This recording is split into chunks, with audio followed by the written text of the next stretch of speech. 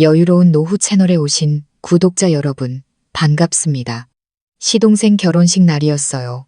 시어머니께서 말씀하시더군요. 예식장이 좁아서 그러니 너희 친정 식구들은 오지 말라고 해라. 저는 비웃으며 그러겠다고 대답한 뒤 온 가족 제주도행 비행기표를 예매했습니다. 그날 시댁에서는 제게 99통의 부재중 전화를 남겼고 시어머니의 목소리는 절박했죠. 모든 일은 그날 저녁 여느 때와 같이 시댁의 조용한 저녁 식사 자리에서 시작되었습니다. 시어머니는 저녁 식사만큼은 온 가족이 다 함께해야 한다며 그걸 우리 집안의 가풍이라고 강조하셨습니다. 식탁 위에는 제가 오후 내내 정성껏 준비한 갈비찜을 비롯해 남편 김진우와 시부모님이 좋아하시는 반찬들이 정갈하게 차려져 있었습니다. 제가 시어머니의 그릇에 갈비 한 점을 덜어드리자 어머니는 가볍게 고개를 끄덕이시더니 이야기를 시작하셨습니다. 이제 겨우 일주일 남았구나. 우리 진호 결혼식이. 준비할 건 거의 다 했고 이제 자잘한 것들만 좀 확인하면 되겠어. 저는 미소 지으며 대답했습니다. 네, 어머님. 다행히 모든 게 순조롭게 진행되고 있어요. 진호 씨랑 새아가 될 아이 정말 잘 어울려요. 남편 진호 씨는 밥을 한가득 입에 넣고 우물거리면서도 고개를 끄덕이며 거들었습니다. 맞아요, 어머니. 하객들도 아버지 VIP 손님들이랑 제 사업 파트너들로 거의 다 채웠어요. 이번 결혼식 제대로 체면 한번 세워야죠. 시아버지께서 헛기침을 하시며 자랑스러운 표정으로 말씀하셨습니다. 당연하지. 내 둘째 아들 장가 보내는 건데 대충 할 수 있나. 임페리얼 팰리스 호텔이면 이 서울에서 가장 화려한 곳이야. 우리 집안 위상이 어느 정도인지 사람들한테 똑똑히 보여줘야지. 화기애애한 분위기 속에서 저 또한 시동생의 결혼이 기뻤습니다. 저는 주말에 시동생의 결혼식을 위해 남편과 함께 쇼핑이라도 더 해야 할지 물어보려던 참이었습니다. 그런데 남편이 갑자기 저를 보며 머뭇거리더니 목소리를 살짝 낮추어 말했습니다. 하지만 온 가족이 듣기에는 충분한 소리였죠. 아, 서연아, 너한테 할 말이 있는데.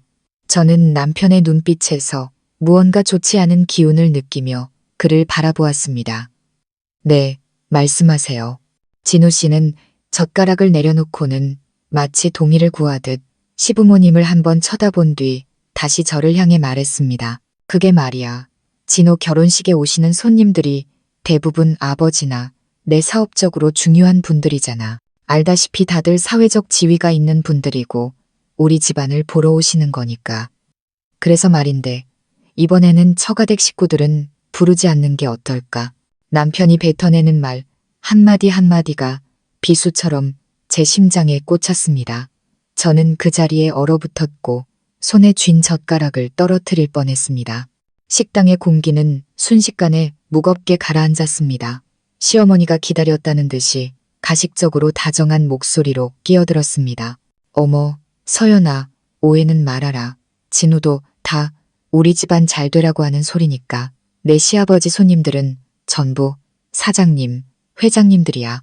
그런데 내 부모님은 소박하게 살아오신 분들이라 이런 화려한 자리는 불편하실 거고 또 너희 오빠 내외도 있지 않니? 혹시라도 말실수라도 해서 우리 집안 체면에 흠집이라도 나면 어쩌니? 저는 그 말들을 똑똑히 들었습니다. 그건 조언이 아니라 설탕으로 포장된 모욕이었습니다. 시집살이 3년, 저는 시댁 식구들이 평범한 저희 집을 무시하는 것에 익숙해져 있었습니다. 아버지는 은퇴한 교사이셨고 어머니는 시장에서 작은 가게를 하셨습니다. 대대로 사업을 해온 남편의 집안과 비교하면 하늘과 땅 차이였죠. 하지만 시동생의 결혼이라는 경사스러운 날에까지 저희 가족에게 이렇게 대할 줄은 몰랐습니다. 체면이 깎일까봐 결국 그들 눈에 저를 낳고 길러주신 부모님은 부끄러운 존재였던 겁니다. 저는 제가 사랑해서 결혼한 남자 김진우를 쳐다보았습니다. 그는 제 시선을 피하며 당황한 기색을 보였지만 자신의 말을 거두어 들을 생각은 전혀 없어 보였습니다. 그는 제 침묵을 동의로 받아들였습니다. 네가 이해해 주니 다행이다. 우린 한 가족이니까 서로를 위해 생각해야지. 자, 식기 전에 어서 밥 먹자. 입안의 밥이 돌처럼 껄끄러웠습니다. 목이 메어 도저히 삼킬 수가 없었습니다. 저는 수저를 내려놓고 최대한 침착한 목소리로 말했습니다. 네, 알겠습니다. 저는 다 먹었습니다. 먼저 방에 올라가 보겠습니다. 저는 일어나 인사하고는 서둘러 위층으로 올라갔습니다. 터져 나오려는 눈물을 그들에게 보이고 싶지 않았습니다. 방문을 쾅 닫고 나서야 저는 참았던 울음을 터뜨렸습니다. 지난 3년간 억눌러왔던 서름이 폭발했습니다. 제가 이 가족을 위해 얼마나 희생했던가. 제 예금, 보너스, 심지어 지금 우리가 사는 이 신혼집도 저희 부모님이 대부분의 돈을 보태주신 것이었습니다. 저는 좋은 아내, 착한 며느리가 되기 위해 노력했습니다. 단지 약간의 존중을 받고 싶었을 뿐입니다. 하지만 돌아온 것은 무엇이었을까요? 무시와 이토록 쓰라린 모욕뿐이었습니다. 눈물이 뺨을 타고 흘러내렸지만 제 마음속에서는 다른 불길이 타오르기 시작했습니다. 제 인내심은 한계에 다다랐습니다. 그들이 저를 무시했다면 저도 그들에게 그 대가를 보여줄 것입니다. 저는 눈물을 닦았습니다. 연약함은 사라지고 그 자리에는 차가운 결심이 들어섰습니다. 저는 스마트폰을 켜 항공권 예매 앱에 들어갔습니다. 목적지는 제주도, 출발일은 12월 25일 토요일, 바로 시동생 김진호의 결혼식 날이었습니다. 저와 아버지, 어머니, 그리고 오빠와 새언니까지 총 5명의 표를 예매했습니다. 이제 우리 가족에게도 휴식이 필요했습니다. 이 위선자들로부터 멀리 떠날 시간이었습니다. 예매가 완료되자 확인 메시지가 도착했습니다. 저는 차갑게 미소 지었습니다. 이 연극, 이제는 저 혼자 하지 않을 겁니다. 다음 날 아침, 저는 계획을 실행하기 위해 친정에 잠시 다녀오겠다는 핑계를 댔습니다. 저를 보자마자 어머니는 걱정스러운 얼굴로 물으셨습니다. 얘, 너 얼굴이 왜 이렇게 헬쑥해? 시댁에 무슨 일 있니? 저는 억지로 미소를 지으며 대답했습니다. 아니에요, 엄마. 그냥 연말이라 일이 많아서 좀 피곤해서 그래요. 저는 부모님께 바로 걱정을 끼쳐드리고 싶지 않았습니다. 점심 식사 시간에 오빠와 새언니까지 모두 모인 자리에서 저는 조심스럽게 입을 열었습니다. 아빠, 엄마, 오빠, 새언니, 저 할 말이 있어요. 모두가 수저를 놓고 저를 바라보았습니다. 저는 심호흡을 하고 용기를 내어 제 결정을 말했습니다. 제가 우리 가족 제주도 여행 비행기 표를 예매했어요. 다음 주 토요일에 출발해서 4박 5일로요. 아버지가 놀라서 물으셨습니다. 제주도 왜 이렇게 갑자기? 그리고 다음 주 토요일은 내 시동생 결혼식 아니니? 어머니도 걱정하셨습니다. 그래, 서연아, 사돈댁에 큰일이 있는 날인데 우리가 빠지면 어떡하니? 나중에 뭐라고 하시겠어? 저는 모두가 그렇게 반응할 줄 알았습니다. 저는 침착하게 어젯밤의 일을 하나도 빼놓지 않고 설명했습니다. 남편의 태도부터 시어머니의 모욕적인 말까지 저는 울지 않았습니다.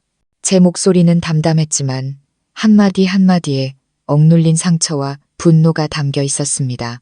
이야기가 끝나자 집안의 공기가 무겁게 가라앉았습니다. 어머니의 눈에는 눈물이 그렁그렁 맺혔습니다. 딸이 겪었을 서름을 생각하니 마음이 아프신 듯 했습니다. 평생을 온화한 교육자로 살아오신 아버지의 얼굴은 분노로 굳어졌습니다. 오빠가 식탁을 세게 내리쳤습니다. 그 자식들이 감히 내 동생한테 그런 짓을 해.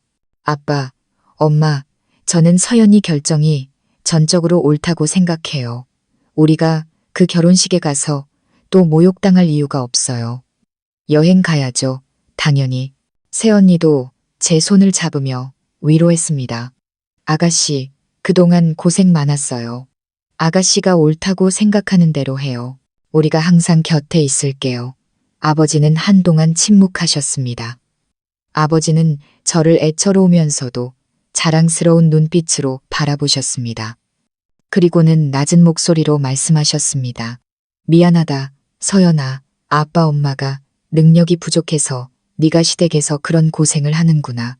저는 고개를 저었습니다. 아니에요, 아빠. 저는 한 번도 우리 집안을 부끄럽게 생각한 적 없어요. 제가 사람을 잘못 본 거죠. 이번 여행은 그동안 제가 겪은 억울함을 보상받는 기분으로 우리 가족 모두 즐겁고 편안하게 다녀왔으면 좋겠어요. 제가 부모님께 한번 대접하는 셈치고요. 마침내 우리 가족 모두는 제 뜻에 동의했습니다. 처음의 걱정은 분노와 저에 대한 절대적인 지지로 바뀌었습니다. 어머니는 눈물을 닦고 어떤 옷을 가져가야 할지 신나게 이야기하기 시작했고, 오빠는 제주도의 맛집을 검색하기 시작했습니다. 사랑하는 가족들의 얼굴에 번지는 미소를 보니 제 결정이 정말 옳았다는 생각이 들었습니다. 이것은 단순한 여행이 아니었습니다. 이것은 선언이었습니다. 저 박서연과 우리 가족은 다른 사람이 쉽게 짓밟을 수 있는 존재가 아니라는 선언. 우리의 자존심은 거짓된 허영으로 살 수 없다는 선언이었습니다. 이 제주도 여행은 제 해방의 첫걸음이 될 것이었습니다. 수요일 저녁 결혼식을 불과 사흘 앞두고 저는 퇴근 후 시댁으로 돌아왔습니다. 방에 들어서자마자 남편 진우 씨가 잔뜩 화가 난 얼굴로 침대에 앉아 있는 것이 보였습니다. 그의 발치에는 제가 미리 싸둔 캐리어가 활짝 열려 있었고 옷가지들이 사방에 널브러져 있었습니다. 그가 모든 것을 발견했다는 것을 알 수 있었습니다. 이게 다 뭐야? 설명해봐. 어디 가려고 했어? 진우 씨가 벌떡 일어나며 추궁하듯 물었습니다. 저는 태연하게 가방을 내려놓고 옷을 하나씩 집어 차분히 개기 시작했습니다. 보는 대로예요. 여행 가려고 준비했어요. 여행? 당신 미쳤어? 이번 주 토요일이 진우 결혼식인 건 몰라? 당신은 형수야. 한 가족이라고 이렇게 중요한 날에 집을 비우겠다는 거야? 그가 소리쳤습니다. 분노로 잘생긴 얼굴이 일그러졌습니다. 저는 옷을 개던 손을 멈추고 그의 눈을 똑바로 쳐다보았습니다. 한 가족이요. 우리 가족은 당신들 체면 깎아먹을까봐 결혼식에 올 자격도 없다고 말한 건 당신 아니었나요? 그런데 제가 여기 남아서 뭘 하죠? 예쁜 인형처럼 웃으며 하객들을 맞이하고 우리 가족이 아주 행복하고 화목한 척 연기라도 하라는 건가요? 미안하지만 그런 연기는 못하겠네요. 진우 씨는 말문이 막혔습니다. 제가 이렇게 정면으로 반박할 줄은 몰랐던 모양입니다. 한참을 더듬거리던 그는 겨우 입을 열었습니다. 나는 그냥 그렇게 말한 것뿐인데 당신 너무 예민하게 구는 거 아니야? 집안일은 우리끼리 조용히 해결해야지. 이렇게 소란 피워서 누구한테 보여주려고. 소란 피우는 게 아니에요. 저는 그냥 우리 가족을 환영해주고 존중해주는 곳으로 휴가를 떠나는 것뿐이에요. 부끄러운 존재로 취급받는 곳이 아니라요. 제 목소리는 얼음장처럼 차가웠습니다. 우리의 언쟁은 점점 격해졌습니다. 진우 씨는 자신의 잘못을 전혀 깨닫지 못했습니다. 그는 오직 한 가지 체면이라는 말만 되풀이했습니다. 자신의 체면, 자기 가족의 체면. 그는 친구들과 사업 파트너들이 시동생 결혼식에 형수가 보이지 않는 것을 보고 수군거릴까봐 두려워했습니다. 그의 이기심에 구역질이 났습니다. 바로 그때 진우 씨의 휴대폰이 울렸습니다. 그는 액정을 확인하더니 얼굴색이 변하며 황급히 전화를 받았습니다. 그는 방구석으로 가서 속삭이듯 통화했습니다. 일부러 작게 말했지만 제 귀에는 몇 마디가 똑똑히 들렸습니다. 네, 김 부장님, 알고 있습니다. 지금 어떻게든 마련하고 있으니 걱정 마세요. 결혼식 전까지는 꼭. 김 부장님? 저는 미간을 찌푸렸습니다. 김 부장님은 임페리얼 팰리스 호텔의 연회 담당자였습니다. 진호의 결혼식을 직접 담당하는 사람이었죠. 왜 그가 진우 씨에게 마치 빚 독촉이라도 하듯 다급하게 전화했을까요? 제가 쳐다보는 것을 느꼈는지 진우 씨는 서둘러 전화를 끊었습니다. 그는 돌아서더니 갑자기 태도를 180도 바꾸었습니다. 그는 제게 다가와 제 손을 잡으려고 애썼습니다. 서연아, 자기야, 아까는 내가 너무 흥분했어. 화 풀고 우리 일은 우리가 해결하자. 어디 가지 마. 응. 그의 갑작스러운 태도 변화에 저는 경계심을 늦추지 않았습니다. 저는 그의 손을 뿌리쳤습니다. 무슨 일 있죠? 그렇죠. 진우 씨는 우물쭈물했습니다. 아니, 아무것도 아니야. 그냥 요즘 회사 사정이 좀 어려워서 그래. 하지만 제 직감은 모든 것이 그렇게 간단하지 않다고 말하고 있었습니다. 그 김 부장님과의 통화는 분명 돈과 관련이 있었습니다. 그리고 왜 그들은 총책임자인 시아버지 대신 진우 씨에게 전화했을까요? 문득 한 가지 생각이 머리를 스쳤습니다. 제 연말 보너스. 매년 제 보너스는 꽤 큰 액수였고 올해도 저는 상당한 금액을 받았습니다. 설마. 저는 진우 씨를 똑바로 쳐다보며 날카롭게 물었습니다. 예식장 잔금 5천만 원. 그거 제 보너스로 내려고 했죠. 진우 씨의 얼굴이 새하얗게 질렸습니다. 그의 눈에 비친 당혹감이 모든 것을 말해주고 있었습니다. 그는 말을 잇지 못하고 더듬거렸습니다. 어떻게 알았어? 역시 맞았군요. 그 모욕 뒤에는 이렇게 추악한 금전적 음모가 숨어 있었던 겁니다. 그들은 저희 가족을 무시했을 뿐만 아니라 제 피땀 어린 돈까지 빼돌릴 계획이었던 겁니다. 제 안의 분노가 격렬하게 타올랐습니다. 저는 비웃었습니다. 씁쓸한 웃음이었습니다. 김진우 씨, 당신과 당신 가족들 정말 대단하네요. 제 돈은 필요하면서 우리 가족은 무시해요. 당신들 너무 탐욕스럽고 뻔뻔하다고 생각하지 않아요? 첫 번째 대결은 진실의 일부를 드러냈지만 저는 이것이 전부가 아니라는 것을 알았습니다. 진우 씨의 침묵은 불붙은 화약통에 기름을 부은 격이었습니다. 분노에 휩싸인 저는 더 이상 그의 체면을 지켜줄 생각이 없었습니다. 저는 즉시 스마트폰의 은행 앱을 켜서 우리 부부의 공동 계좌 관리 화면으로 들어갔습니다. 거래 내역이 선명하게 나타났습니다. 사흘 전 5천만 원이라는 큰 돈이 이체되었습니다. 수취인은 시아버지, 저는 휴대폰 화면을 진우 씨 얼굴 앞에 들이밀었습니다. 이건 뭐죠? 설명해봐요. 왜 나한테 말 한마디 없이 공동 계좌에서 아버지께 5천만 원을 이체했어요? 진우 씨는 화면을 보고는 피 한 방울 없는 얼굴로 뒷걸음질 쳤습니다. 입을 벌렸지만 변명할 말을 찾지 못했습니다. 저는 계속해서 말했습니다. 제 목소리는 또렷하고 단호했으며 한마디 한마디가 그의 위선을 베는 칼날 같았습니다. 제가 한번 맞춰볼까요? 당신과 당신 가족 이미 다 계획했죠. 제가 곧 연말 보너스를 받을 걸 알고 체면 세우려고 동생 결혼식을 아주 호화롭게 예약했겠죠. 그리고는 먼저 돈을 빼돌린 다음에 우리 가족을 모욕해서 제가 그들을 초대하지 못하게 만들었고요. 그렇게 하면 제 돈으로 화려한 결혼식도 치르고 촌스러운 사돈들 때문에 체면 깎일 일도 없으니 일석이조였겠네요. 맞죠? 저는 제 목소리가 이렇게 차갑고 비아냥거릴 수 있다는 사실에 스스로도 놀랐습니다. 진우 씨는 벌벌 떨었습니다. 그는 침대에 주저앉아 고개를 숙였습니다. 미안해. 부모님이 하도 강요하셔서 나도 어쩔 수 없었어. 강요당했다고? 저는 크게 웃었습니다. 쓰라린 웃음이었습니다. 김진우 씨, 남 탓하지 마요. 당신은 성인이고 직장도 있고 가정도 있는 남자예요. 하지만 당신은 단 한 번도 당신 아내를 지켜주려고 한 적이 없어요. 3년 동안 저는 충분히 참았어요. 기억나요? 저는 그들의 파렴치한 행각을 폭로하기 위해 하나씩 읊기 시작했습니다.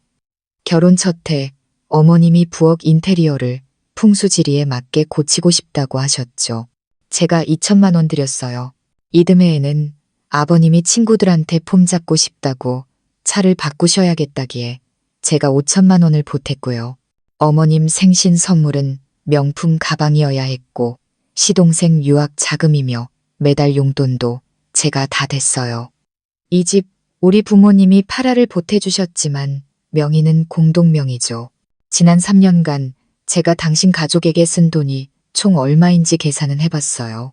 제 모든 예금, 제 피와 땀이 모두 당신 집안이라는 밑 빠진 독에 들어갔어요. 그런데 돌아온 게 고작 체면 깎일까봐 라는 말 한마디라고요. 말을 할수록 울분이 터져 나왔습니다. 저는 너무 어리석었고 눈이 멀었습니다. 제가 진심으로 헌신하면 사랑과 존중을 받을 수 있을 거라고 생각했습니다. 하지만 저는 틀렸습니다. 그들에게 저는 그저 현금 인출기, 그 이상도 이하도 아니었습니다. 세상에 자랑하기에는 배경이 초라한 현금 인출기였을 뿐입니다. 진우 씨는 말이 없었습니다. 제가 한 말 중 어느 것 하나 부인할 수 없었기 때문입니다. 모든 것이 사실이었고 이체 내역이라는 명백한 증거가 눈앞에 있었습니다. 그의 침묵은 저를 더욱 실망하게 만들었습니다. 저는 이 남자에게서 비겁함과 나약함 외에는 아무것도 볼 수 없었습니다. 그에 대한 모든 사랑과 희생이 한순간에 우스워졌습니다. 저는 결정했어요. 제가 단호하게 말했습니다. 우리 이혼해요. 이렇게 나약한 남편과 돈만 밝히는 시댁과 더는 살 수 없어요. 이 집은 팔아서 각자 낸 돈만큼 나누도록 하죠. 제가 당신 가족에게 쓴 돈은 그냥 인성이 가난한 사람들에게 베푼 자선 기부금이라고 생각할게요. 말을 마친 저는 캐리어를 끌고 문으로 향했습니다. 단 1초도 이 집에 더 머물고 싶지 않았습니다. 이곳의 모든 것이 저를 숨막히게 하고 역겹게 했습니다. 진우 씨가 경악하며 달려와 문을 막아섰습니다. 안 돼. 이혼은 절대 안 돼. 서연아, 가지마. 내가 잘못했어. 내가 다 잘못했어. 제발 한 번만 기회를 줘. 하지만 저는 그의 말이 거짓이라는 것을 알았습니다. 그는 저를 잃는 것이 두려운 게 아니었습니다. 자신의 현금 인출기를 잃는 것이 두려울 뿐이었습니다. 그리고 아마도 그는 제가 곧 알게 될 또 다른 무언가를 두려워하고 있었을 겁니다. 문 앞에서 벌어진 저와 진우 씨의 실랑이는 온 가족의 주의를 끌었습니다. 시부모님과 예비 신랑인 시동생 김진호까지 모두 위층으로 달려왔습니다. 제가 캐리어를 끌고 집을 나가려는 모습을 보자 시어머니의 얼굴색이 싹 변했습니다. 평소의 다정한 모습은 온데간데 없이 날카롭고 악에 받친 목소리로 소리쳤습니다. 네가 지금 뭐 하는 짓이야? 이 밤중에 캐리어는 왜 끌고 나와? 이 집안을 아주 뒤집어 놓으려고 작정했어. 진호 씨도 끼어들었습니다. 형수님, 무슨 일이 있으면 말로 하세요. 곧 제 결혼식인데 이게 무슨 꼴이에요? 저는 자신들밖에 모르는 그 가족들을 보며 헛웃음이 나왔습니다. 저는 진우 씨의 팔을 뿌리치고 차갑게 대답했습니다. 제가 어디를 가든 당신들이 상관할 바 아니에요. 그리고 당신 결혼식 내가 남아서 체면 차려줄 의무 없어요. 저 김진우 씨랑 이혼할 겁니다. 이제부터 우리는 아무 관련 없는 사이예요. 이혼이라는 두 글자에 시댁 식구들은 모두 얼어붙었습니다. 늘 점잖은 척하던 시아버지께서도 평정을 잃고 소리쳤습니다. 이혼. 네가 지금 뭐라고 했어? 제정신이야. 내 아들이 뭐가 부족해서 이혼을 하겠다는 거야? 그건 아버님 귀한 아드님한테 직접 물어보시죠. 저는 한치의 망설임도 없이 맞받아쳤습니다. 대치는 극도로 팽팽해졌습니다. 그들은 모든 잘못을 제게 돌리기 시작했습니다. 제가 분수를 모르는 며느리이며 남편 생각은 안중에도 없는 아내라고 비난했습니다. 사소한 일로 집안을 뒤집어 엎고 가정의 행복을 파괴한다고 말했습니다. 마침내 그들의 추악하고 뻔뻔한 민낯이 드러났습니다. 말로 저를 설득할 수 없다는 것을 깨달은 시동생 진호가 갑자기 상상도 못한 것을 제게 던졌습니다. 그가 주머니에서 종이 한 장을 꺼내 제 쪽으로 던졌습니다. 이거나 읽고 떠날지 말지 결정해요. 종이가 제 발치에 떨어졌습니다. 산부인과 검사 결과지였습니다. 환자 이름은 박서연. 결과는 임신 6주. 머리가 핑 돌았습니다. 내가 임신을 했다고? 왜 몰랐지? 생각해보니 최근 들어 몸이 피곤하고 입맛이 없었으며 생리도 늦어지고 있었습니다. 하지만 저는 연말이라 업무 스트레스 때문이라고만 생각했습니다. 제가 임신했을 거라고는 상상도 못했습니다. 제가 충격에 빠져 있는 동안 진우 씨는 마치 구명줄이라도 잡은 듯 태도를 바꾸었습니다. 그는 당황한 기색에서 의기양양한 표정으로 변했습니다. 그가 검사 결과지를 낚아채 제 얼굴 앞에 들이밀며 협박하듯 말했습니다. 봤지, 서연아, 내 뱃속에는 내 아이, 우리 김씨 가문의 귀한 장손이 있어. 이제 와서 이혼하겠다고? 우리 아이를 아비 없는 자식으로 만들겠다는 거야? 네가 그렇게 모질어? 시어머니도 재빨리 거들었습니다. 마치 은혜라도 베푸는 듯한 말투였습니다. 그래, 내 손주를 봐서라도 이번 한 번은 내 버릇없는 행동을 용서해 주마. 어서 캐리어 집어넣고 내려와서 얌전히 이야기하자. 태아한테 안 좋게 이게 무슨 짓이야. 그들은 패를 뒤집었습니다. 제가 임신한 사실을 이미 알고 있었던 겁니다. 그들은 저를 몰래 미행해서 제 검사 결과를 손에 넣었고 아직 태어나지도 않은 제 아이를 무기 삼아 저를 올가매려 했습니다. 저를 이 집에 머물게 하고 계속해서 자신들의 착취와 모욕을 견디게 할 족쇄로 사용하려 한 것입니다. 그들의 악랄함과 계산적인 태도에 소름이 끼쳤습니다. 그들은 저를 걱정하는 것도 진심으로 손주를 기뻐하는 것도 아니었습니다. 그들에게 아이는 단지 저를 통제하기 위한 도구, 마지막 비장의 카드였을 뿐입니다. 의기양양한 진우 씨의 얼굴, 거만한 시댁 식구들의 태도를 보자 제 안의 모든 망설임이 사라졌습니다. 만약 제가 여기에 남는다면 제 아이는 어떤 환경에서 자라게 될까요? 비겁한 아버지와 탐욕스러운 할머니, 계산적인 가족들로부터 무엇을 배우겠습니까? 안 됩니다. 제 아이를 그런 삶 속에서 살게 할 수는 없습니다. 저는 진우 씨와 그의 가족들을 똑바로 쳐다보았습니다. 더 이상 소리치거나 싸우지 않았습니다. 제 목소리는 이상할 정도로 침착했습니다. 이 아이는 제 아이예요. 저 혼자 키울 겁니다. 그리고 이혼, 변함없어요. 말을 마친 저는 한치의 망설임도 없이 캐리어를 끌고 그들을 지나쳐 지난 3년간 저를 가두었던 문을 나섰습니다. 등 뒤에서 그들의 고함과 욕설이 들려왔지만 저는 뒤돌아보지 않았습니다. 그 집을 나서자 차가운 밤 공기가 느껴졌지만 마음은 오히려 한결 가벼워졌습니다. 저는 자유로워졌습니다. 저는 택시를 잡아탔습니다. 정해진 목적지는 없었습니다. 차에 앉아 창밖으로 스쳐 지나가는 가로등 불빛을 보며 저는 비로소 긴 한숨을 내쉴 수 있었습니다. 제 손은 무의식적으로 배 위로 올라갔습니다. 작은 생명이 제 안에서 자라고 있었습니다. 이것은 짐이 아니었습니다. 이것은 제게 주어진 동기였습니다. 이 아이는 온전히 제 아이였고 제가 더 강해져야만 하는 이유였습니다. 저는 일단 오빠 집으로 가기로 했습니다. 한밤중에 캐리어를 끌고 나타난 저를 보고 오빠와 새언니는 몹시 걱정했습니다. 제가 모든 이야기를 털어놓자 특히 제가 임신한 사실과 시댁이 아이를 이용해 저를 협박했다는 사실에 오빠는 얼굴이 새빨개지도록 분노하며 당장 진우 씨에게 달려가 본때를 보여주겠다고 했습니다. 새언니가 겨우 뜯어말렸습니다. 새언니는 저를 안으며 위로했습니다. 걱정하지 마, 아가씨. 그냥 여기서 지내. 여기도 아가씨 집이야.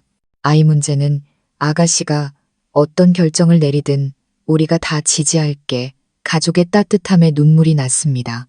그날 밤 저는 잠을 이루지 못했습니다. 미래와 아이, 그리고 곧 닥칠 이혼 소송에 대해 뒤척였습니다.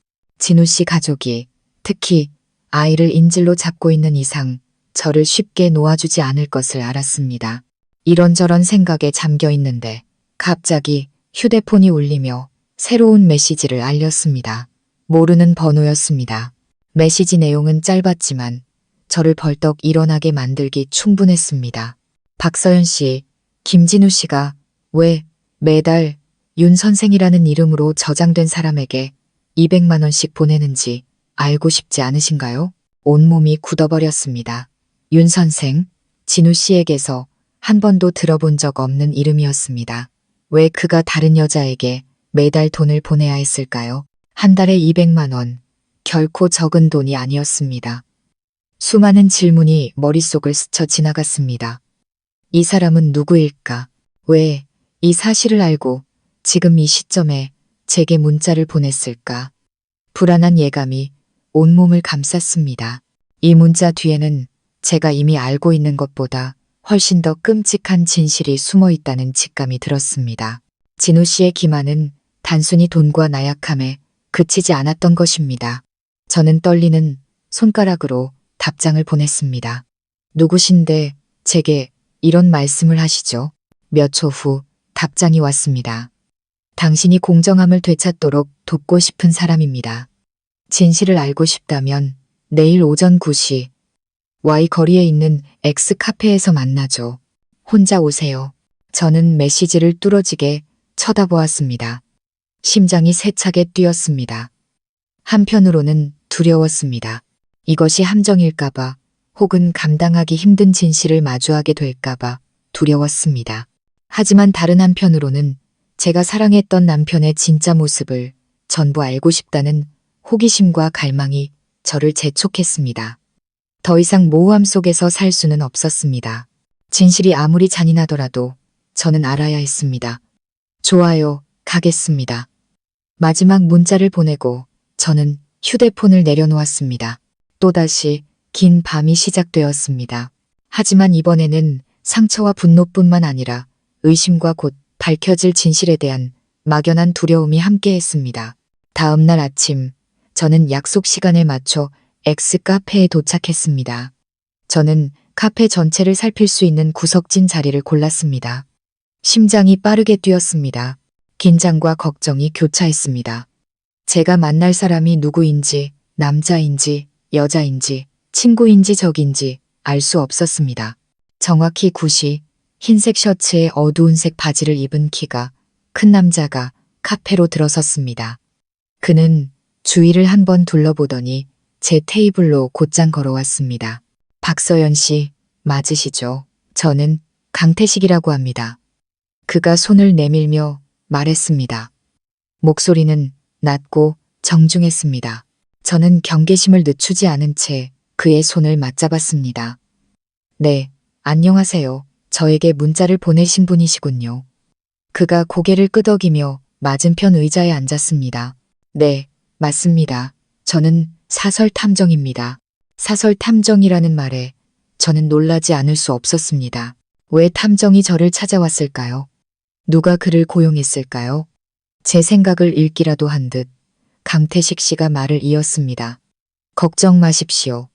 악의는 없습니다. 저를 고용한 사람은 당신 남편이 아니라 오히려 그에게 원한을 가진 사람입니다. 누구죠? 제가 바로 물었습니다.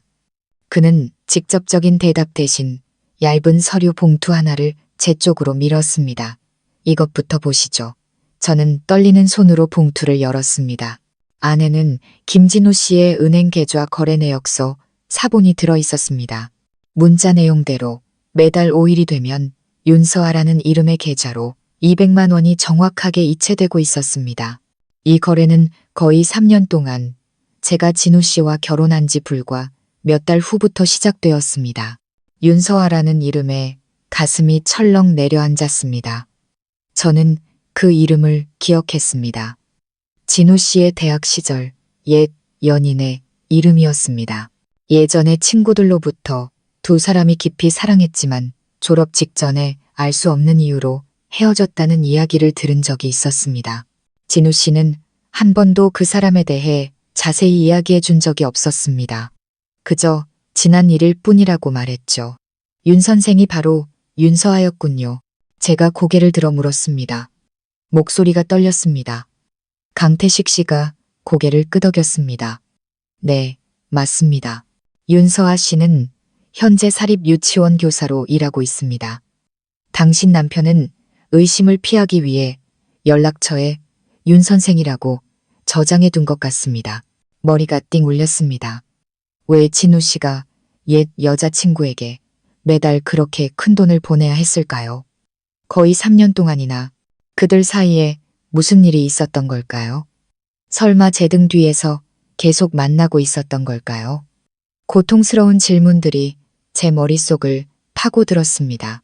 결국 저는 이 결혼 생활 내내 재정적으로 이용당했을 뿐만 아니라 뻔뻔하게 배신까지 당했던 겁니다. 진우 씨는 저를 속였습니다. 아주 계획적으로 저를 속였습니다. 왜 이 자료들을 가지고 계시고 제게 주시는 거죠? 저는 애써 침착함을 유지하려 했지만 목소리의 떨림은 감출 수 없었습니다. 강태식 씨는 동정 어린 눈빛으로 저를 바라보았습니다. 말씀드렸다시피 어떤 분이 당신 남편과 윤서아 씨의 관계를 조사해달라고 의뢰했습니다. 조사가 끝난 후 의뢰인은 당신이 이 진실을 알아야 한다고 판단했습니다. 그들은 당신만이 김진우 씨에게 제대로 된 벌을 내릴 수 있다고 믿고 있습니다. 그 의뢰인이 누구죠? 저는 다시 물었습니다. 이번에는 그가 피하지 않았습니다. 그는 제 눈을 똑바로 쳐다보며 저를 완전히 놀라게 한 이름을 말했습니다. 그 이름은 모든 것을 설명해 주었습니다. 그들의 원한, 그리고 왜 그들이 진우 씨의 실체를 폭로하고 싶어 했는지를, 그리고 그것은 제 복수 계획의 문을 열어주었습니다.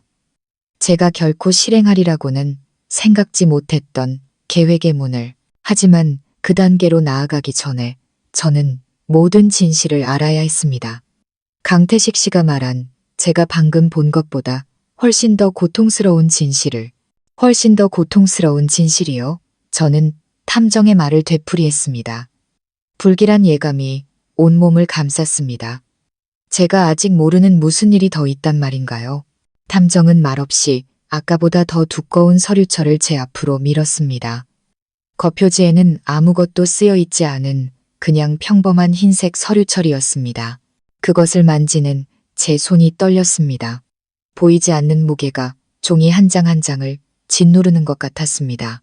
저는 심호흡을 하고 마음을 가다듬은 뒤 서류철을 열었습니다. 첫 페이지에는 몰래 찍은 듯한 사진 몇 장이 있었습니다. 사진 속에는 김진우가 3살쯤 되어 보이는 남자아이와 공원에서 즐겁게 놀고 있었습니다. 아이는 곱슬머리에 크고 동그란 눈, 환한 미소를 짓고 있었습니다. 그리고 저를 그 자리에 얼어붙게 만든 것은 바로 그 아이의 얼굴이었습니다. 아이는 진우와 붕어빵처럼 닮아 있었습니다. 콧날, 인매, 심지어 눈빛까지 제가 남편이라고 부르던 남자의 축소판이었습니다. 그들 옆에는 윤서아가 있었습니다. 그녀는 그 부자를 다정하고 행복한 눈빛으로 바라보고 있었습니다. 그들은 정말 완벽한 새 가족처럼 보였습니다. 심장이 멎는 것 같았습니다. 온몸에 피가 멈춘 듯 했습니다. 저는 다음 장, 또 그 다음 장을 넘겼습니다. 모두 진우가 윤서아와 아이 곁에 있는 사진들이었습니다. 함께 마트에 가고 아늑한 레스토랑에서 저녁을 먹고 진우가 아이를 목마를 태워주는 모습까지. 그 행복한 사진들은 수천 개의 칼날이 되어 제 심장을 찢어발겼습니다. 마침내 마지막 장에 다다랐습니다. 그것은 최근 며칠 사이 제게 너무나 익숙해진 종이었습니다. 검사 결과 보고서, 하지만 이번에는 임신 확인서가 아닌 유전자 검사 결과였습니다. 김진우의 머리카락 샘플, 그리고 김지안이라는 남자아이의 머리카락 샘플. 결과는 친자 관계 확률 99.99%. 눈앞에 모든 것이 무너져 내렸습니다. 그랬던 거군요. 매달 보낸 200만 원은 양육비였던 겁니다. 김진우는 외도를 했을 뿐만 아니라 옛 연인과 혼외 자식까지 두었던 겁니다.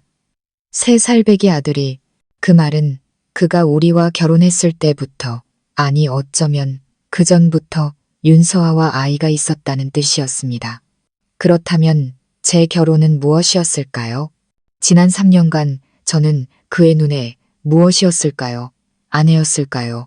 아니면 그의 죄악된 관계를 가려주는 완벽한 위장막이었을까요? 그가 친가족을 돌보면서 동시에 애인과 자식에게 돈을 대줄 수 있게 해주는 공짜 현금 인출기였을까요? 고통과 분노, 그리고 철저히 기만당했다는 느낌에 숨을 쉴 수 없었습니다. 저는 바보가 되었습니다. 제 남편과 그의 가족이 연출한 연극의 꼭두각시였습니다. 그들은 저를 속이고 제 돈을 갈취했습니다. 그리고 이제 와서야 제가 그의 행복한 가정에 끼어든 제3자였다는 사실을 알게 된 것입니다. 왜? 저는 목이 쉰 소리로 겨우 속삭였습니다. 눈물이 걷잡을 수 없이 흘러내렸습니다. 탐정은 제게 휴지를 건네고 제가 조금 진정되기를 기다렸다가 천천히 이야기하기 시작했습니다. 제가 조사한 바에 따르면 김진우 씨와 윤서아 씨는 사실 헤어진 적이 없습니다. 진우 씨 집안에서 윤서아 씨의 집안이 격에 맞지 않는다며 반대해서 잠시 떨어져 있었을 뿐입니다. 그 후 진우 씨는 당신을 만나 서둘러 결혼했죠. 아마 그의 가족들 눈에는 당신이 더 적합한 며느리였을 겁니다. 좋은 직업에 높은 수입, 그리고 무엇보다 그들에게 재정적 지원을 해줄 수 있으니까요. 결혼 직후에도 진우 씨는 윤서아 씨와 몰래 관계를 이어갔고 그 사이 윤서아 씨가 임신을 한 겁니다. 지난 3년간 그는 그렇게 이중생활을 해온 겁니다. 탐정의 말 한마디 한마디가 이미 산산조각난 제 마음에 망치질을 해댔습니다. 그랬군요. 제 결혼은 처음부터 계산과 기만 위에 세워졌던 겁니다. 저는 단지 도구, 경제적으로 더 유리한 선택지였을 뿐이었습니다. 그가 제게 보여준 사랑, 그의 맹세, 모든 것이 거짓이었습니다. 저는 서류철을 덮고 눈물을 닦았습니다. 고통은 극에 달한 증오로 변했습니다. 더 이상 울지 않겠습니다. 제 눈물은 그런 파렴치한 인간을 위해 흘리기에는 너무 아까웠습니다. 김진우, 그리고 당신 가족들. 당신들이 나를 벼랑 끝으로 몰았으니 내가 왜 잔인해졌는지 원망하지 마. 저는 고개를 들어 탐정을 똑바로 쳐다보았습니다. 눈에는 더 이상 연약함이 없었습니다. 오직 강철 같은 결심만이 남아 있었습니다. 윤서아 씨를 만나게 해주세요. 탐정은 제 요구를 예상했다는 듯 고개를 끄덕이고는 휴대폰을 꺼내 저장된 번호를 눌렀습니다. 짧은 통화 후 그는 저를 돌아보며 말했습니다. 윤서아 씨가 만나겠다고 합니다. 오늘 오후 3시 판교의 한 찻집에서요. 제가 정확한 주소를 보내드리겠습니다. 조용한 곳이고 개별 룸도 있습니다. 저는 고개를 끄덕였습니다. 마음은 복잡했지만 결심은 확고했습니다. 이 순간부터 더 이상 물러설 길은 없었습니다. 오후 3시 정각, 저는 약속 장소인 찻집에 도착했습니다. 고풍스럽게 꾸며진 작은 공간에는 은은한 향 냄새가 퍼져 있었습니다. 직원의 안내를 받아 개별 룸으로 들어서자 윤서아라는 여자가 이미 저를 기다리고 있었습니다. 사진에서보다 더 지치고 초췌해 보이는 모습이었습니다. 그녀는 소박한 꽃무늬 원피스를 입고 있었고 긴 머리는 단정하게 묶여 있었습니다. 청순한 얼굴이었지만 눈은 푹 꺼져 있고 많은 사연을 담고 있는 듯했습니다. 제가 들어서는 것을 보자 그녀는 움찔하며 자리에서 일어났습니다. 얼굴에는 당혹감과 죄책감이 뒤섞여 있었습니다. 안녕하세요. 앉으세요. 그녀의 목소리는 작고 부드러웠습니다. 저는 맞은편 의자에 앉았습니다. 우리 사이에는 숨막히는 침묵이 흘렀습니다. 순간 저는 이 여자에게 달려들어 욕을 퍼붓고 머리채를 잡고 싶다는 충동에 휩싸였습니다. 하지만 그녀의 지친 눈과 얼굴에 드러난 체념의 빛을 보자 제 분노는 조금 가라앉았습니다. 저는 그녀 역시 저와 같은 피해자라는 것을 깨달았습니다. 모든 걸 알고 오셨죠? 윤서아가 먼저 침묵을 깼습니다. 네. 저는 여전히 차가운 목소리로 대답했습니다. 다 알아요. 당신 아들, 그리고 제 거짓된 결혼 생활까지. 윤서아는 고개를 숙였습니다. 두 손을 깍지 낀 채 테이블 위에 올려놓았습니다. 죄송해요. 이제 와서 사과가 무슨 의미가 있겠냐마는. 저도 그 사람한테 속았어요. 그러고는 그녀는 떨리는 목소리로 때로는 말을 잇지 못하며 자신의 이야기를 시작했습니다. 대학 시절의 사랑, 진우 씨 가족의 반대, 그리고 진우가 결코 헤어지자고 말한 적이 없었다는 이야기까지. 그는 단지 가족을 설득할 시간이 필요하다고, 저와의 결혼은 부모님을 안심시키고 경제적 안정을 찾기 위한 임시방편일 뿐이라고 말했다고 했습니다. 그는 몇 번이고 약속했습니다. 1. 2년만 지나면 저와 이혼하고 그녀와 아들 곁으로 정식으로 돌아오겠다고. 그는 제게는 사랑이 아닌 책임감만 느끼며, 저는 그가 없어도 잘 살아갈 강하고 독립적인 여자지만 자신과 아들은 다르다고 말했다고 합니다. 윤서아는 울음을 터뜨렸습니다. 저는 그 말을 믿었어요. 지난 3년간 어리석게도 그의 약속을 믿었어요. 그림자 같은 애인으로 사는 것, 제 아이가 온전한 아빠를 갖지 못하는 것도 감수했어요. 언젠가 그가 약속을 지킬 거라는 희망 하나 때문에요. 저는 조용히 들었습니다. 결국 진우는 우리 각자에게 다른 연극을 연출했던 겁니다. 제게는 아내를 사랑하는 남편으로, 윤서아에게는 어쩔 수 없이 결혼했지만 진정한 사랑을 찾아 돌아가려는 남자로. 그는 두 여자를 모두 조종하며 우리를 자신의 이기적인 계획의 장기말로 만들었습니다. 그런데 왜 이제 와서 모든 걸 밝히기로 결심했죠? 저는 한결 부드러워진 목소리로 물었습니다. 윤서아는 눈물을 닦으며 분노에 찬 눈빛으로 말했습니다. 더 이상 참을 수가 없었어요. 최근 들어 그는 아들을 보러 오는 횟수도 줄었고 양육비도 제때 주지 않았어요. 그러다 그의 동생이 임페리얼 팰리스 호텔에서 아주 호화로운 결혼식을 올린다는 소식을 들었어요. 그 순간 깨달았죠. 그는 절대 당신 곁에 부유한 삶을 포기하고 우리 모자에게 오지 않을 거라는 걸. 그의 약속은 모두 거짓이었어요. 그는 저와 아들을 그저 숨겨야 할 짐으로만 여겼던 거예요. 그래서 탐정을 고용했어요. 처음에는 저와 당신 말고 또 다른 여자가 있는지 알아보려 했는데 결과는 그가 당신에게 얼마나 파렴치한 짓을 했는지 보여줬어요. 더는 침묵할 수 없었어요. 제가 행동하지 않으면 평생 우리 모자와 당신은 그에게 짓밟히며 살게 될 테니까요. 제 안에서 동질감이 피어올랐습니다.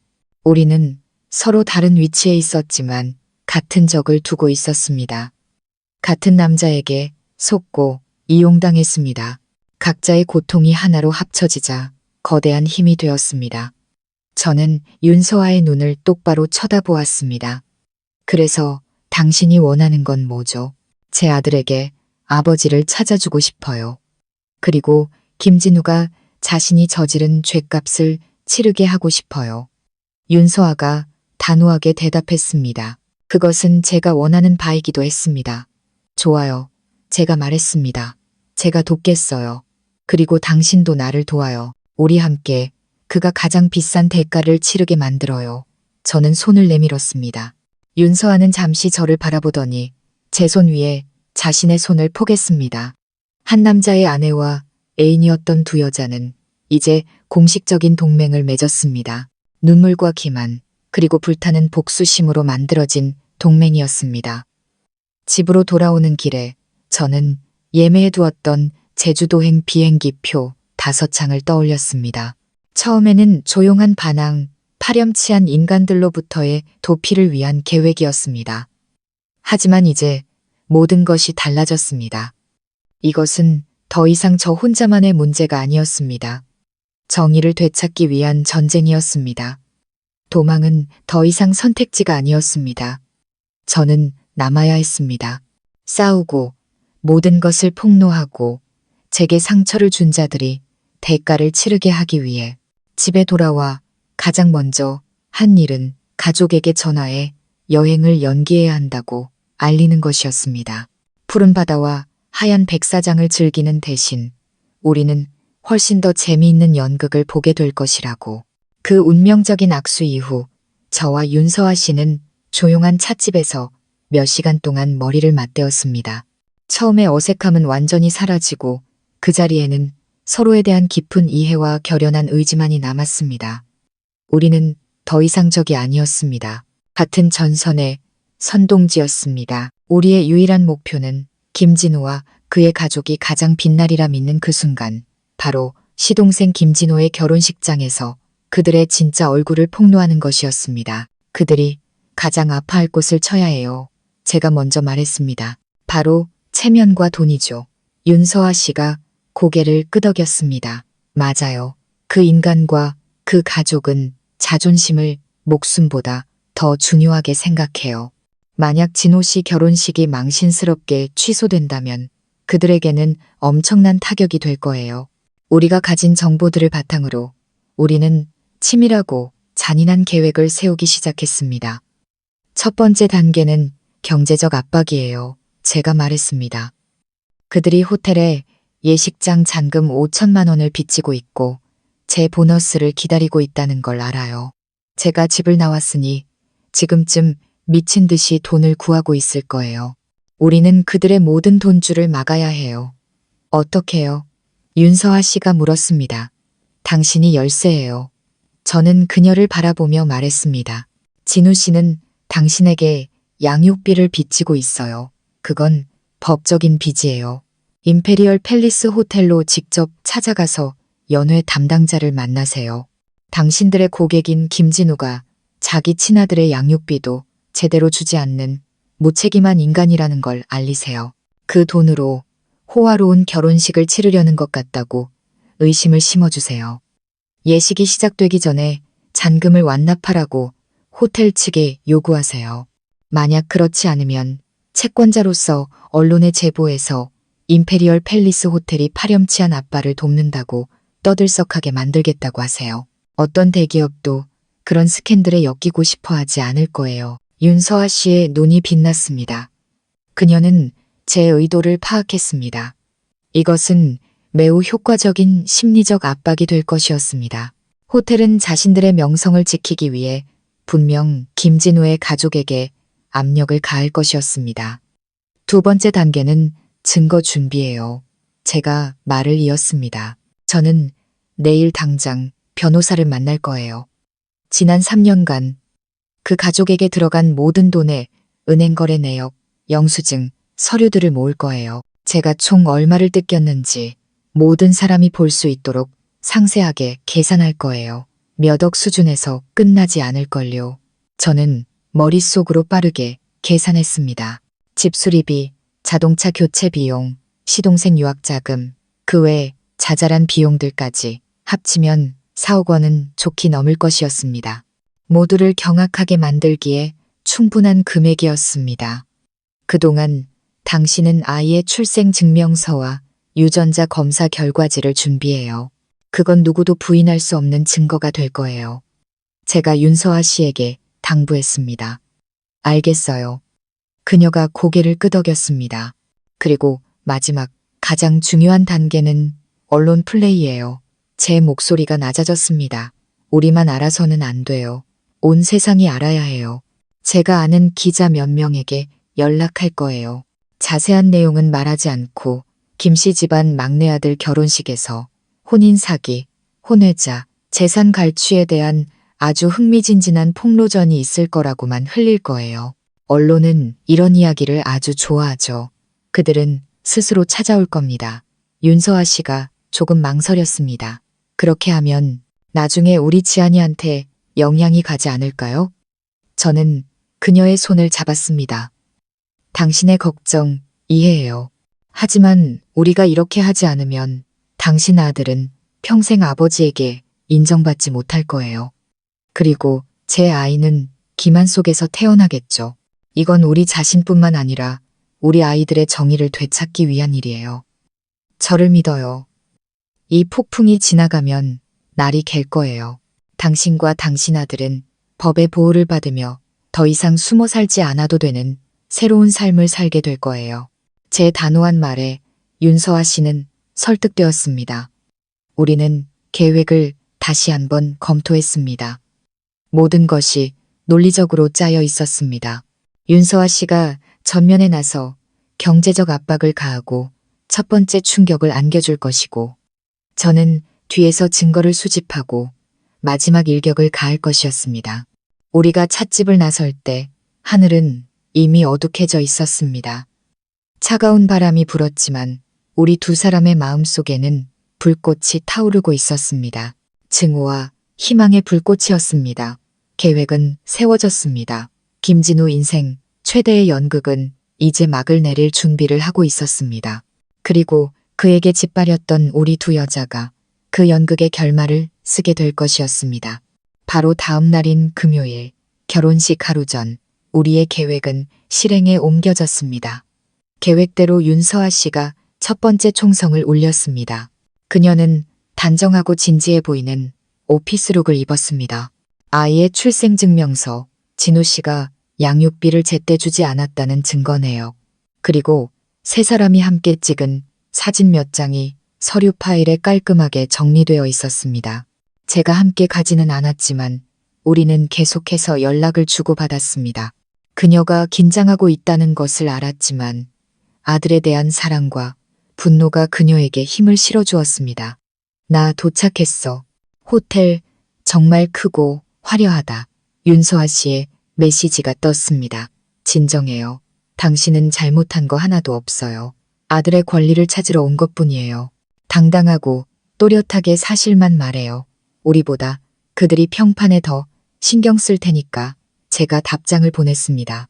잠시 후 윤서아 씨에게서 전화가 왔습니다. 흥분으로 가득 찬 속삭이는 목소리였습니다. 나 김 부장님 만났어. 그날 진우 씨한테 전화했던 사람 맞아. 아주 프로페셔널해 보였는데 내가 서류를 보여주면서 이야기하니까 얼굴색이 싹 변했어. 그녀의 말에 따르면 김 부장님은 처음에는 고객의 사생활이라며 거리를 두었지만 윤서아 씨가 언론이라는 단어와 임페리얼 팰리스 호텔이 아버지의 책임을 회피하는 남자를 돕는다는 말을 꺼내자 더 이상 가만히 있을 수 없었다고 합니다. 진정하세요. 김 부장님은 윤서아 씨에게 그렇게 말하며 별도의 방으로 안내하고는 차를 대접했다고 합니다. 이 문제는 저희가 확인해 봐야겠지만 걱정 마십시오. 저희 호텔은 원칙과 신용을 바탕으로 운영됩니다. 불미스러운 일로 저희 브랜드 이미지가 손상되는 일은 없을 겁니다. 그녀의 모든 이야기를 들은 김 부장님은 특히 출생증명서에 김지한이라는 이름으로 아버지가 명시된 것과 진우와 붕어빵처럼 닮은 아이 사진을 보고는 완전히 설득당했다고 합니다.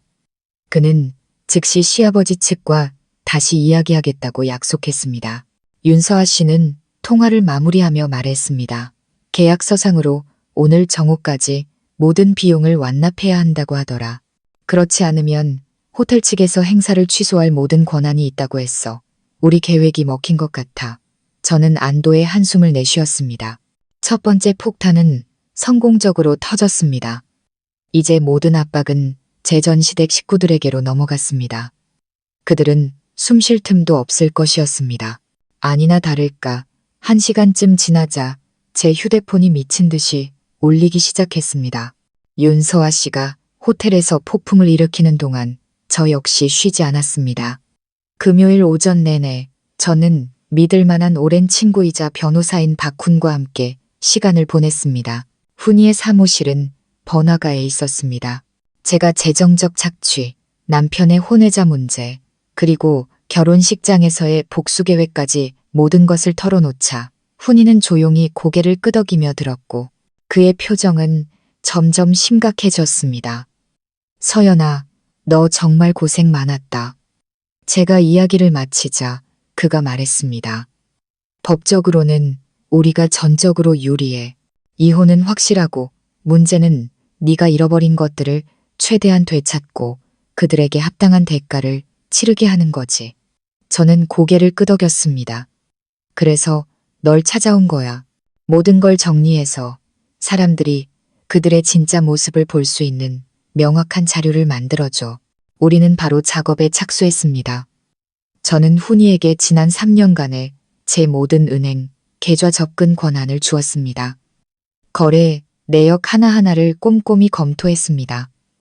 시부모님께 이체한 돈, 진우 씨가 쓰도록 현금으로 인출한 돈, 시동생의 학비와 생활비까지 모든 것이 세심하게 기록되었습니다. 훈이는 일하면서 혀를 찼습니다. 그 사람들 널 진짜 금광으로 생각했구나. 이것 봐, 매달 부모님 용돈, 사업 지원 명목으로 몇 번씩 돈이 빠져나갔어. 한 번에 최소 5천만 원이야. 저는 컴퓨터 화면에 떠오르는 숫자들을 보며 과거에 제 어리석음에 가슴이 아프면서도 그 가족의 끝없는 탐욕의 분노가 치밀었습니다. 그건 모두 제 피와 땀, 제가 밤낮 없이 일해서 번 돈이었습니다. 점심때가 지나고 몇 시간의 고된 작업 끝에 훈이는 마침내 총액을 계산해냈습니다. 그가 컴퓨터 화면을 제 쪽으로 돌렸습니다. 부부 공동생활비를 제외하고 네가 지난 3년간 김진우 가족에게 직접적, 간접적으로 지출한 총액은 약 4억 원이야. 4억. 그 숫자에 저 자신도 충격을 받았습니다. 제가 그들에게 그렇게 큰 돈을 뜯겼다고는 상상도 못했습니다. 그건 제가 결혼 전부터 지금까지 모은 거의 전 재산이었습니다. 이 모든 거래 내역서를 출력해서 완벽한 서류철로 만들어줄게. 훈이가 단호하게 말했습니다. 그리고 집 살 때 네가 낸 돈의 출처를 증명하는 서류들도 함께. 이 증거들이 있으면 재판에서 집은 물론이고 네가 잃은 재산의 상당 부분도 되찾을 수 있을 거야. 하지만 우선은 내 계획을 실행하는 데 사용해. 훈이가 막 출력해준 두꺼운 서류철을 손에 쥐었습니다. 그것은 단순한 종이가 아니었습니다. 그것은 3년간의 제 굴욕에 대한 증거이자 마지막 전쟁에서 저의 가장 날카로운 무기였습니다. 이제 모든 준비는 끝났습니다. 시한폭탄은 설치되었습니다. 정확한 시간에 터뜨리기만 하면 되었습니다.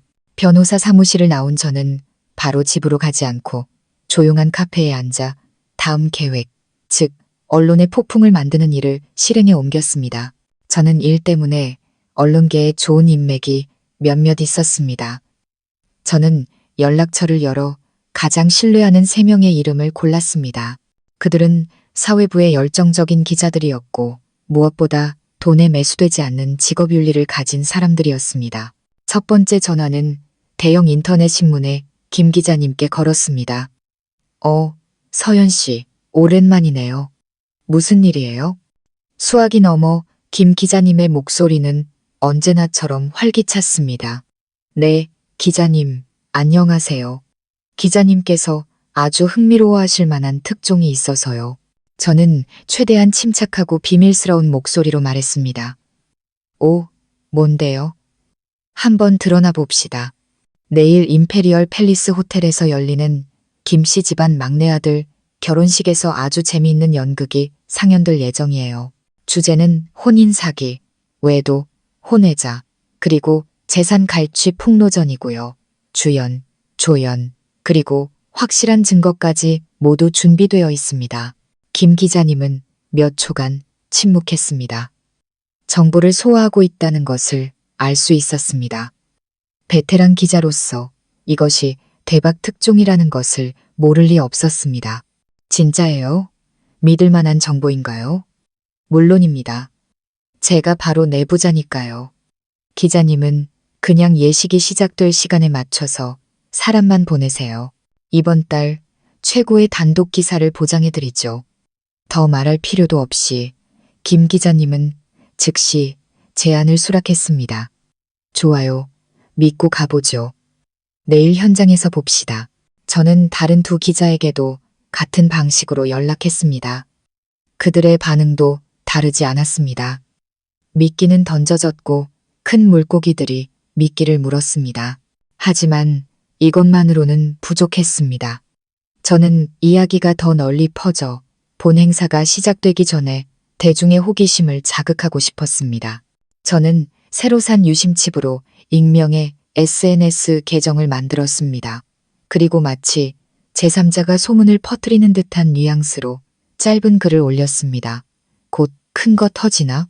내일 LGC 회장 아들 KJH 결혼식이 순탄치 않을 거라는 소문.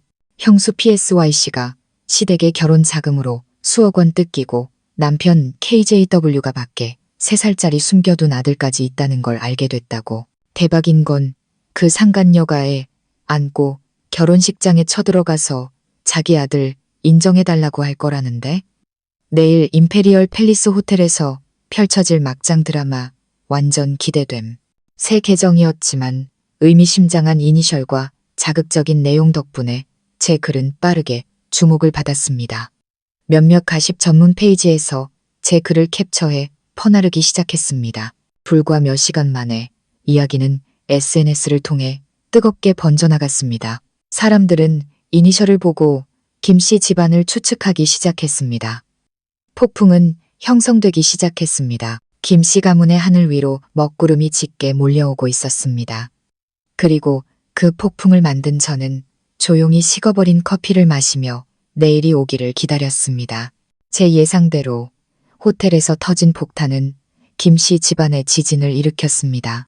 금요일 오전 10일시경 제 휴대폰이 쉴 새 없이 울리기 시작했습니다. 첫 번째 전화는 시아버지였습니다.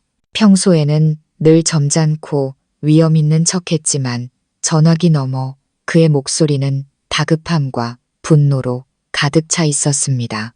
박서연, 네가 꾸민 짓이냐? 웬 미친 여자가 호텔에 와서 난리를 치는데 네가 시킨 거지. 저는 감정 없는 목소리로 태연하게 대답했습니다. 무슨 말씀이신지 모르겠네요, 아버님. 저와 아버님 댁은 이제 아무 관련 없는 사이인데요. 시침이 떼지 마.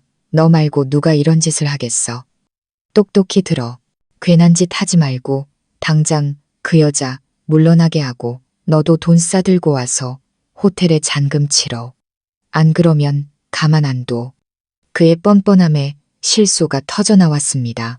이 지경에 이르러서도 저를 협박하고 명령할 수 있다고 생각하는 모양이었습니다. 돈은 한 푼도 없습니다. 그리고 저는 지금 막 여행 가려고 공항에 가는 길이에요. 결혼식 즐겁게 하세요. 저는 그가 더 말할 틈도 주지 않고 전화를 끊어버렸습니다. 곧바로 시어머니에게서 전화가 왔습니다. 시아버지와는 정반대로 그녀는 눈물로 호소하는 작전을 썼습니다. 서연아, 아가, 어떻게 우리한테 이럴 수가 있니? 네가 화난 건 알지만 화가 나도 그렇지. 어떻게 동생 결혼식을 망치려고 해. 진호가 무슨 죄가 있다고. 어서 돌아와라. 부부 사이에 무슨 일이든 대화로 풀어야지. 너 임신한 몸으로 돌아다니면 태아한테 안 좋아. 내 손주 생각해야지.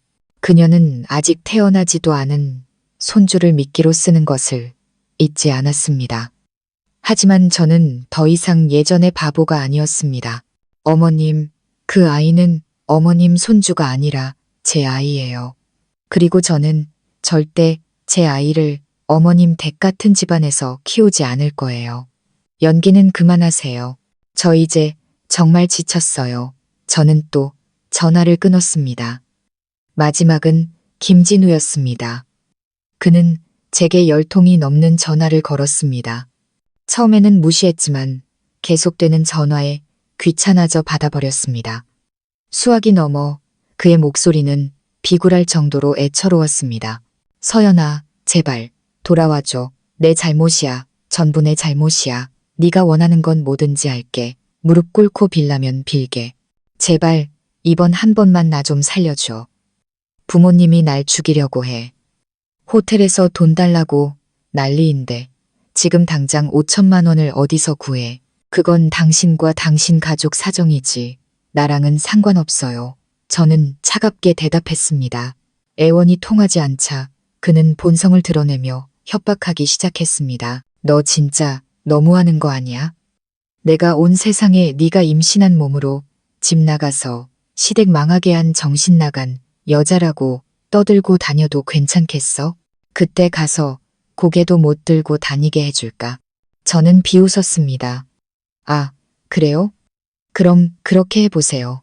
외도에서 혼외자까지 둔 남편이랑 며느리 돈이나 뜯어내는 시댁이랑 불쌍하게 속은 아내 중에 세상 사람들이 누구 편을 들어줄지 한번 보자고요. 아, 그리고 인터넷이나 좀 확인해 보세요. 당신 이야기가 지금 꽤 핫한 것 같던데. 저는 말을 마치고 전화를 끊은 뒤 세 사람의 번호를 모두 차단했습니다. 모든 것이 계획대로 흘러가고 있었습니다. 그들의 혼란은 제게 가장 큰 기쁨이었습니다. 저는 휴대폰 전원을 끄고 의자에 등을 기댄 채 눈을 감았습니다. 이제 24시간도 채 남지 않았습니다. 최고의 연극이 곧 시작될 것이었습니다. 김씨 집안의 혼란과는 정반대로 결혼식 전 마지막 날은 제게 이상할 정도로 평화롭게 흘러갔습니다. 그 집을 나온 이후 저는 오빠 집에서 지냈습니다. 따뜻한 분위기, 오빠와 새언니의 보살핌, 그리고 매일 엄마가 가져다 주시는 집밥은 제 마음의 상처를 서서히 치유해 주었습니다. 저는 대부분의 시간을 휴식을 취하고 책을 읽고 음악을 들으며 자신을 돌보는 데 썼습니다. 정기검진을 받으러 병원에도 갔습니다. 처음으로 작지만 힘차게 뛰는 아이의 심장 소리를 들었을 때 저는 눈물을 참을 수 없었습니다. 그것은 행복과 희망의 눈물이었습니다. 이 아이는 제게 주어진 가장 소중한 선물이었고 제가 더 강하고 훌륭하게 살아야 할 이유였습니다. 윤서아 씨에게 전화하는 것도 잊지 않았습니다. 그녀는 호텔 측에서 시아버지에게 계속 전화를 걸어 잔금 지급을 독촉하고 있다고 전해주었습니다. 만약 지불이 완료되지 않으면 예식을 취소하는 것은 물론 호텔의 명예를 훼손한 것에 대해 소송을 제기할 수도 있다고 으름장을 놓았다고 합니다. 그 사람들 지금 완전 발등에 불 떨어진 기분일 거야. 윤서아 씨가 통쾌하다는 듯 말했습니다. 듣자 하니 시아버지가 사방에 돈을 빌리러 다녔는데 아무도 안 빌려줬대. 요즘 그 사람 회사 사정이 안 좋고 빚더미에 앉아 있다는 거 아는 사람은 다 아니까. 저는 미소만 지었습니다. 그것이 바로 탐욕과 헛된 체면에 대한 대가였습니다. 과시하기 위해 호화로운 결혼식을 원했지만 그럴 능력도 없으면서 며느리의 돈을 빼돌리려 했던 그들. 이제 그들이 스스로 판 함정에 스스로 빠진 셈이었습니다. 결혼식 전날인 금요일 밤 잠자리에 들 준비를 하고 있을 때 모르는 번호로 마지막 문자가 왔습니다. 진우라는 것을 알 수 있었습니다. 서연아, 네가 날 미워하는 거 알아. 하지만 우리 아이는 죄가 없어. 딱 한 번만 아이를 생각해줘. 나한테 돌아와. 무슨 일이 있어도 아이는 온전한 가정이 필요하잖아.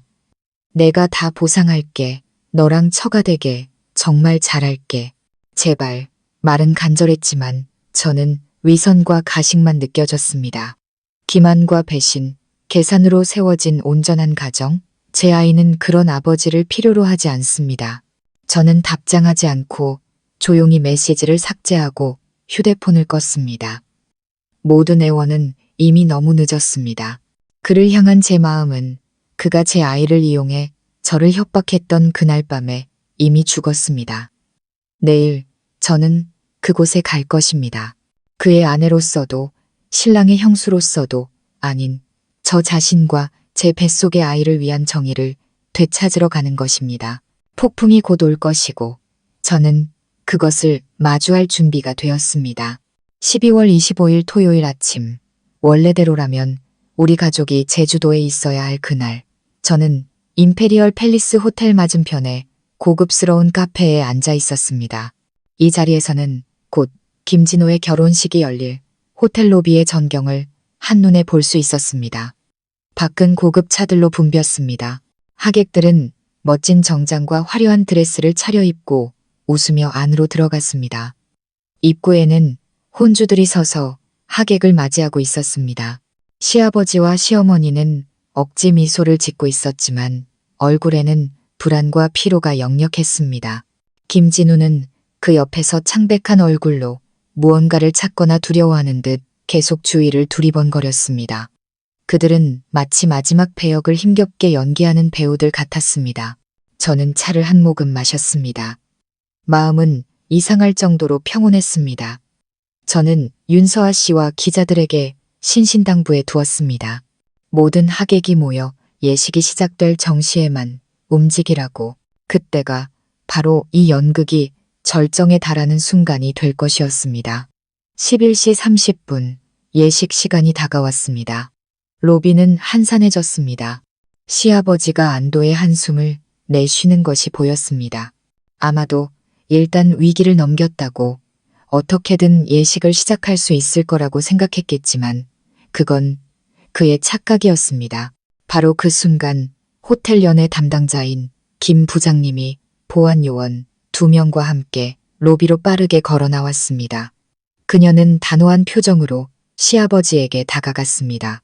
그들의 대화는 들리지 않았지만 태도와 입모양으로 보아 최후 통첩을 하고 있다는 것을 짐작할 수 있었습니다. 로비의 분위기가 긴장감으로 휩싸였습니다. 늦게 도착한 몇몇 하객들이 호기심 어린 눈으로 그들을 쳐다보았습니다. 시아버지와 시어머니의 얼굴에서 미소가 완전히 사라졌습니다. 그들은 언쟁을 시작했습니다. 시아버지는 손을 휘저으며 무언가 해명하려 했었고 시어머니는 울음을 터뜨릴 것 같았습니다. 진우는 그 자리에 못 박힌 듯 서서 어쩔 줄 몰라 했습니다. 연극은 첫 균열의 조짐을 보이고 있었습니다.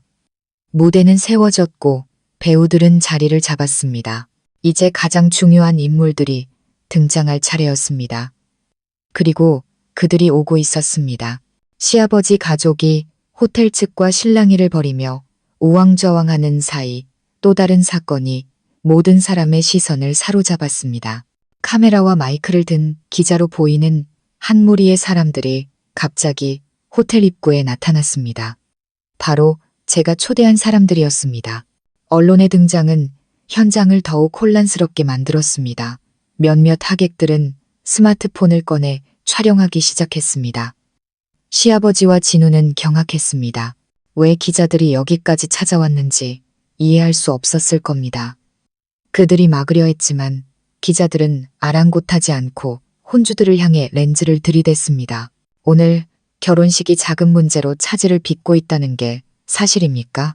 김진우 씨, 외도와 혼외자 의혹이 있는데 사실인가요? 날카로운 질문들이 폭풍처럼 쏟아졌습니다. 시아버지와 진우는 우물쭈물하며 대답하지 못했습니다. 그리고 그 가장 혼란스러운 순간 연극의 진짜 주인공이 등장했습니다. 길 건너편에서 소박한 흰색 원피스를 입은 윤서아 씨가 예쁘장한 남자아이를 품에 안고 침착하게 걸어왔습니다. 아이는 바로 진우의 아들 김지한이었습니다. 아이는 군중 앞에서도 울지 않고 크고 동그란 눈으로 주위를 멍하니 쳐다볼 뿐이었습니다. 모든 카메라 렌즈가 즉시 모자에게로 향했습니다. 윤서아 씨는 흔들리지 않았습니다. 그녀는 아들을 안고 기자들의 포위망을 뚫고 들어가 마치 동상처럼 굳어버린 김진우 앞에 섰습니다. 그녀는 심호흡을 한 뒤 모든 사람이 들을 수 있도록 또렷하고 큰 목소리로 말했습니다. 김진우 씨, 나 당신 동생 결혼식 망치러 온 거 아니에요. 우리 아들, 아버지 찾아주러 왔어요. 그러고는 몸을 숙여 진우를 가리키며 아이에게 말했습니다. 지안아, 저기 봐. 내 아빠야. 공간이 폭발하는 듯 했습니다. 사방에서 웅성거리는 소리가 터져 나왔습니다. 모두의 시선이 아이에게로 쏠렸고 그 누구도 아이가 김진우와 붕어빵처럼 닮았다는 사실을 부인할 수 없었습니다. 그것은 반박할 수 없는 살아있는 증거였습니다. 진우는 새하얗게 질린 얼굴로 몇 걸음 물러섰습니다. 그는 고개를 저으며 더듬거렸습니다. 아, 아니야. 당신, 누구야? 난 당신 몰라. 그의 비겁한 부정은 상황을 더욱 악화시킬 뿐이었습니다. 윤서아 씨는 경멸과 고통이 뒤섞인 눈으로 그를 쳐다보았습니다. 그녀는 더 이상 말할 필요가 없었습니다. 그녀의 오프닝은 대성공이었습니다. 첫 번째 폭탄은 터졌고 그 파괴력은 김씨 집안의 거짓된 기반을 송두리째 흔들기에 충분했습니다.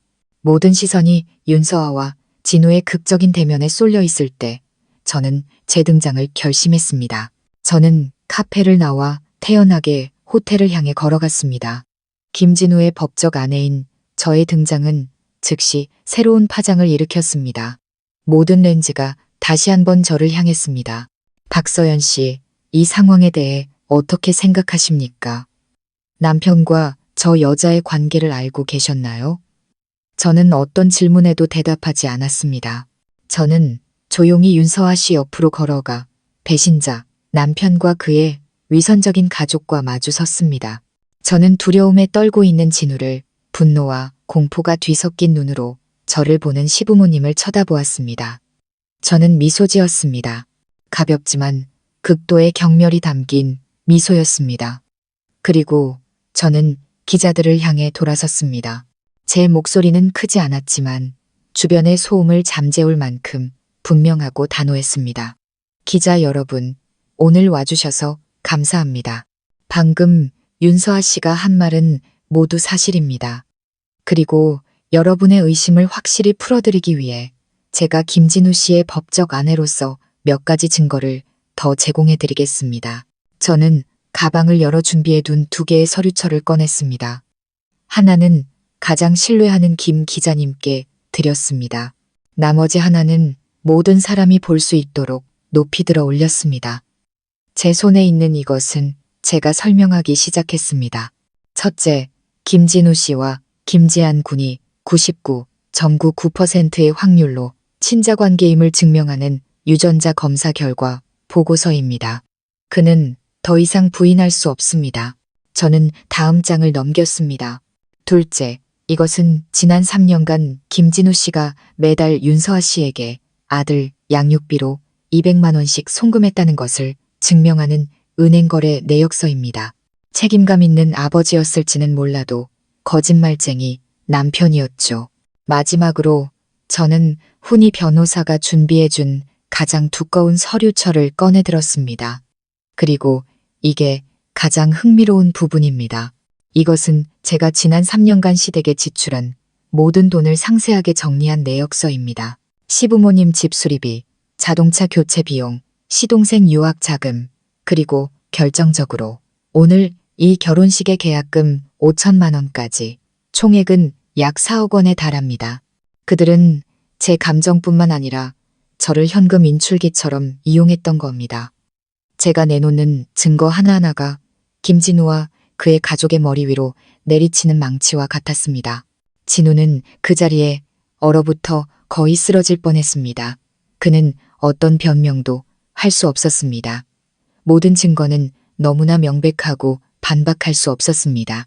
시아버지의 점잖던 얼굴은 분노와 수치심으로 파랗게 질렸고 시어머니는 바닥에 주저앉아 통곡했습니다. 사기꾼, 탐욕스럽고 이기적이며 위선적인 그들의 진짜 얼굴이 수십 명의 기자들 앞에서 온 세상에 완전히 드러났습니다. 김진우의 몰락은 더 이상 가능성이 아니었습니다. 그것은 현실이 되었습니다. 제가 마지막 증거를 공개하자마자 호텔 연애 담당자인 김 부장님은 더 이상 망설이지 않았습니다. 그녀는 앞으로 나와 사회자의 마이크를 빼앗아 들고 또렷한 목소리로 말했습니다.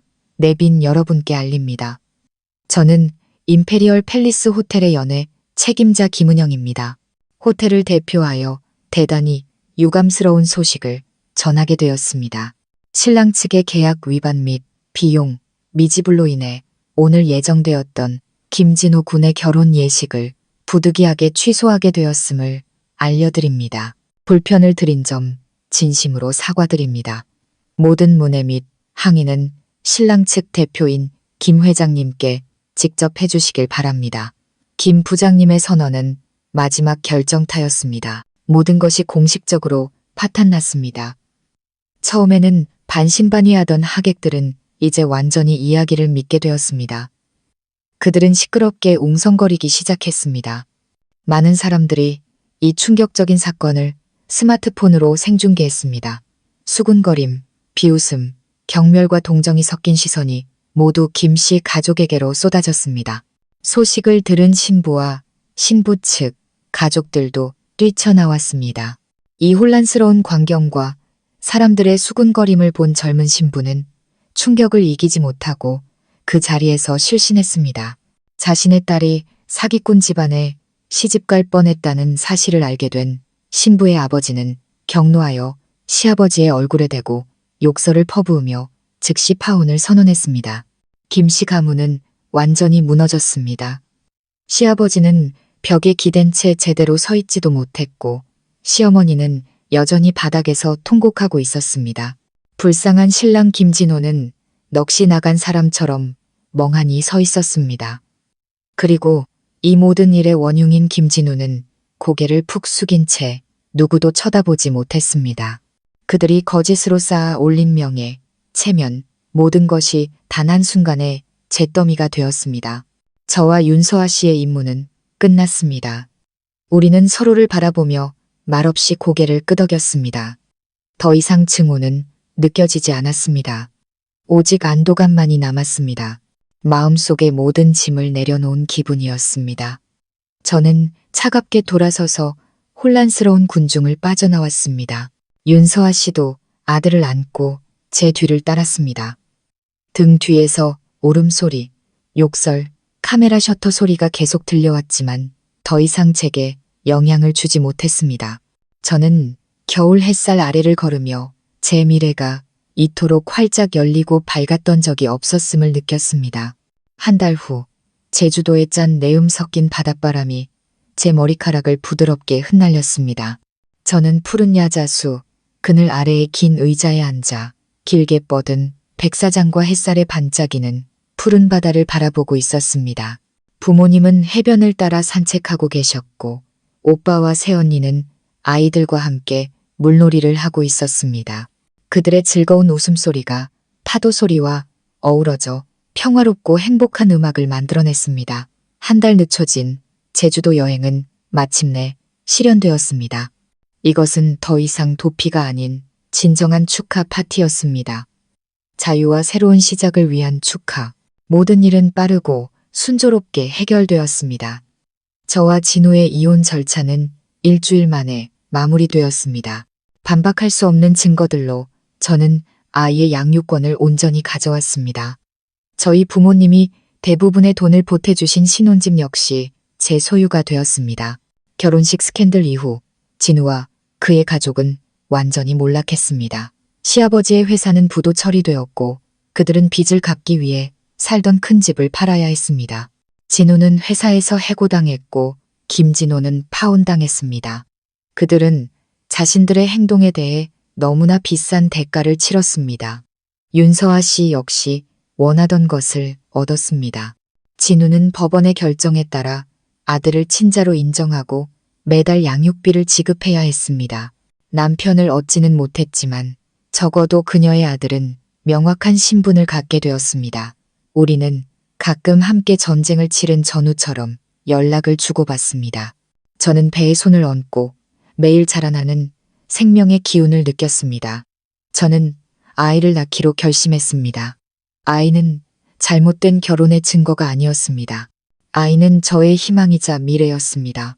저는 혼자서 아이를 키우며 최고의 삶을, 저와 우리 가족의 사랑이 가득한 가장 깨끗한 환경을 선물할 것입니다. 곁에서 행복해하는 가족들을 보며 저는 미소 지었습니다. 저는 파렴치한 남편과 계산적인 시댁을 이뤘습니다. 하지만 저는 강하고 자유로우며 주체적인 박서연, 바로 제 자신을 되찾았습니다. 과거는 닫혔습니다. 제 인생의 새로운 장, 기쁨과 빛으로 가득한 삶이 바로 이곳에서 시작되고 있었습니다. 이 아름다운 섬에서 저는 진정으로 다시 태어났습니다.